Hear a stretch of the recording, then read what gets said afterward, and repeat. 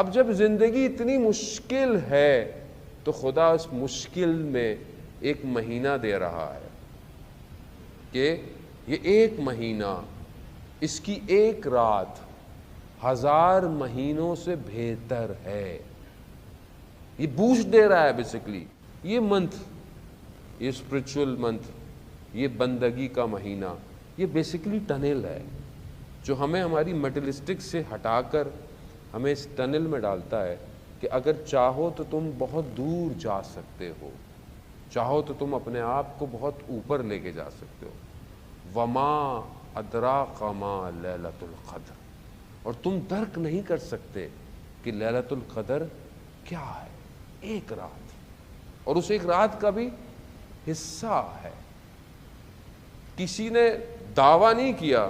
بہت کم اولیاء خدا ہیں. ہمارے استاد آیت اللہ طہری حفظ اللہ فرماتے ہیں کہ انہوں نے ریسرچ کی علماء میں، کہ بہت تھوڑے اولیاء جنہوں نے کوئی دعویٰ کیا ہو، یعنی جنہوں نے کلیم کیا ہو کہ دے فائنڈ لیلۃ القدر.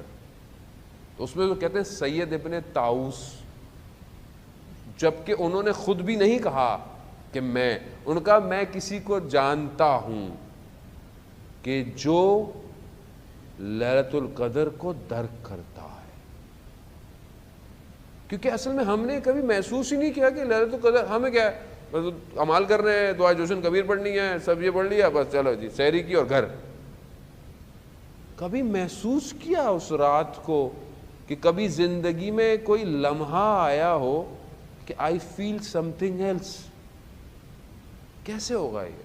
کب ہوگا؟ اصل زندگی گزرتی جا رہی ہے، میں کب درک کروں گا لیلۃ القدر کو؟ کب میری زندگی میں لیلۃ القدر آئے گی؟ اور لیلۃ القدر کیا ہے؟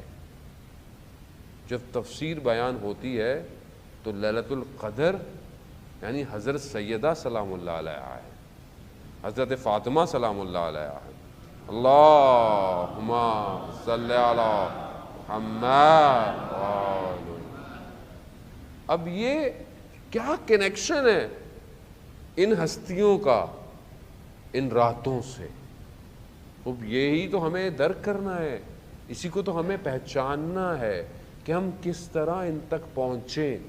میں آپ کو مثال دیتا ہوں کہ تاکہ آپ کو تھوڑا محسوس ہوئے کہ بیوی سیدہ سلام اللہ علیہا کیسے لیلۃ القدر ہیں. آیت اللہ جواد ملکی تبریزی رضوان اللہ تعالیٰ علیہ فرماتے ہیں، آیت اللہ جواد ملکی تبریزی ان علماؤں میں سے تھے کہ جن کے لیے آیت اللہ حسن زادہ عاملی کہ جن کی قبر کم المقدسہ میں شیخین میں ہے. آیت اللہ حسن زادہ عاملی کہتے ہیں کہ میں ان کی قبر ڈھونڈ رہا تھا تو خود انہوں نے مجھے اپنی قبر کا بتایا کہ یہ میری قبر ہے. یعنی ایسے کہ جو سحر میں گریا، وضو کر کے گریا، پانی کو دیکھ کے گریا، آسمانوں کو دیکھ کے گریا. میری زندگی میں کبھی گریا میری اپنے افسوس کے علاوہ ہے؟ کبھی میں نے زندگی میں یہ سوچ کے گریا کہ پروردگار تو نے تو اتنا رحم کیا، تو نے اتنا کرم کیا، میں نے کیا کیا آج تک؟ وہ فرماتے ہیں کہ حر علیہ السلام کی زندگی کیسی بدلی. کہا کہ جب امام حسین علیہ السلام کے گھوڑے کو روکا، سواری کو روکا، تو کیا کہا؟ امام نے فرمایا تمہاری ماں تمہارے عزا میں بیٹھے. لیکن حضرت حر نے کیا کہا؟ کہا میں آپ کی والدہ کے بارے میں یہ نہیں کہہ سکتا. بس یہ ایک جملہ کہ بی بی کی نگاہ حضرت حر پہ جو پڑی، حضرت حر شب عاشورہ جہنم اور جنت کے درمیان میں،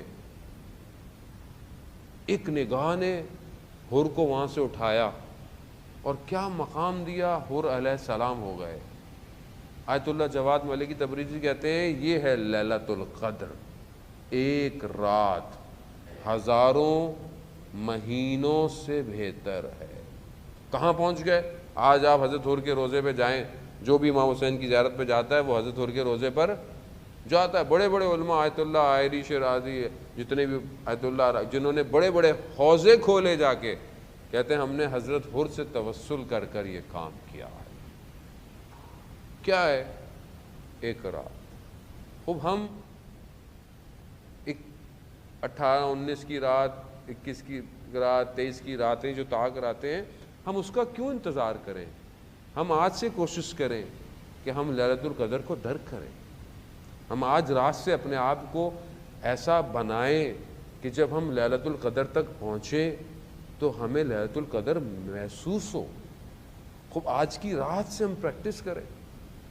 ہم کیوں کوشش کرتے ہیں کہ جب صرف روزہ کا ٹائم ہوگا، او ہو روزے میں ہوں، جھوٹ نہیں بول سکتا، آنکھیں بند کر لوں گا، یہ کر لوں گا. صرف روزہ ایک کا ٹائم تھوڑی ہے. اصل میں خدا ہمیں اس 10-12 گھنٹے میں پریکٹس دے رہا ہے کہ اگر اس طرح تم نے اپنے آپ کو 12 گھنٹے 10 گھنٹے کنٹرول کر لیا تو تم اپنے آپ کو 24 گھنٹے بھی کنٹرول کر سکتے ہو. مگر جو خدا روزے کے دن میں ہے، کیا وہ خدا رات کو سو جاتا ہے؟ کیا وہ خدا ماہ رمضان کے بعد کہیں چھٹی پہ چلا جاتا ہے؟ تو پھر میں محسوس کیوں نہیں کرتا؟ آیت اللہ عظمہ بہجت رضوان اللہ تعالیٰ علیہ فرماتے ہیں کہ اگر تمہیں خدا کے وجود کا احساس ہو جائے تو تم کبھی بھی گناہ نہیں کرو. مسئلہ یہ ہے کہ میں ریلیکس ہو جاتا ہوں، اوہ ابھی تو روزہ ختم ہو گئے، چلو جو بھی کر لو. کیوں کر لوں؟ آپ دیکھیں کہ رمضان کا بہتر عمل کیا ہے؟ جب رسول خدا حضرت محمد مصطفیٰ صلی اللہ علیہ وآلہ وسلم، اللہم صلی علی محمد، رسول خدا نے جو خطبہ دیا کہ انشاءاللہ اس میں سے چیزوں کو ہم درمیان میں آپس میں شیئر کریں گے. وہ جو خطبہ ہے، جو خطبہ شعبانیہ کے نام سے مشہور ہے، جو رمضان کی فضیلتیں بیان کر رہا ہے، رسول خدا نے اس خطبے میں جب تو آپ بتائیں رسول ہے، خاتم الانبیاء ہے، یعنی رسالت ہے، اور وہ بھی رسول خاتم، نہیں آسان نہیں ہے. پہلے نبوت، پھر رسالت، پھر رسالت کے بعد بھی صاحب کتاب، پھر اولو العزم، پھر اس پہ بھی خاتم النبی، یعنی بہت بڑا درجہ ہے. یعنی بغیر وحی کے گفتگو نہیں ہے. اور وہیں پر ایک شخص اٹھ کر سوال کرتا ہے کہ اس ماہ کا بہترین عمل کیا ہے؟ اور سوال کون کر رہا ہے؟ مولا کائنات حضرت علی ابن ابی طالب علیہ الصلوۃ والسلام. اللہم صلی علی محمد. یعنی سوال پوچھنے والا کون ہے اور سوال کس سے کیا جا رہا ہے، یہ بہت امپورٹنٹ ہے. یعنی کیونکہ ہم بہت لائٹ لیتے ہیں چیز. سوال پوچھنے والا یعنی وہ جو خود کائنات کا امام، وہ کہہ رہا ہے کہ یا رسول اللہ بہترین عمل کیا ہے اس مہینے میں؟ رسول خدا فرماتے ہیں وہ جو چیزیں اللہ نے حرام کی ہیں اس سے اپنے آپ کو بچانا، یعنی ورع، محرمات سے ورع تقوی کی لیٹسٹ ڈگری ہے. آیت اللہ عظمہ بہجت سے پوچھا کسی نے کہ ہمیں وظیفہ دیں عرفان کا، سیر و سلوک کا. تو انہوں نے کیا کہا؟ انہوں نے کہا جو اللہ نے حلال کیا اس پہ عمل کرو، جو حرام کی چھوڑ دو. کہ نہیں بس یہی کہنے گے، یہی کر لو، یہی کر لو. اور یہ آسان نہیں ہے. یعنی میں اپنی زندگی میں اپنے آپ کو نہیں کہہ رہا، میں خدا نہ، میں اپنے آپ کو کہہ رہا ہوں.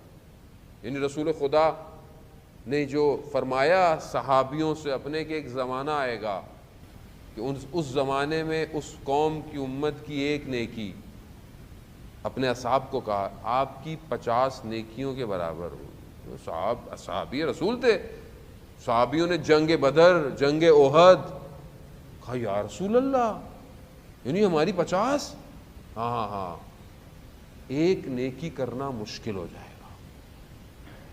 آج آپ کے سامنے آج نیکی کرنا آسان نہیں ہے.